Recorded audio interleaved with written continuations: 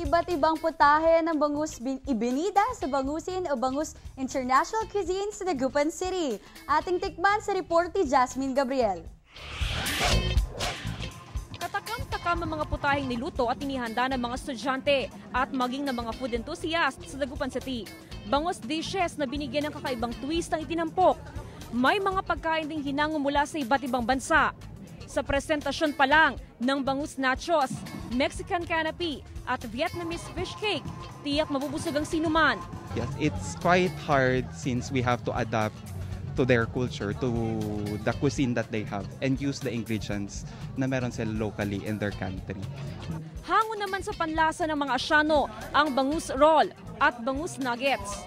Masarap din ang spicy at smoked Thai fish. Ito naman, di sa Mediterranean, stripped down.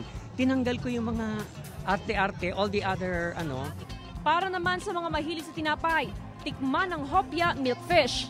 Ipinakita ng lahat na may pagmamalaki sa international cuisine ang bangus Dagupan. Yung mga activities na ganito na ginagamit as raw material, yung ating bangus, will greatly develop our opportunities and possibilities of marketing yung ating bangus talaga. Jasmine Gabriel naghahatid ng Balitang Amyanan.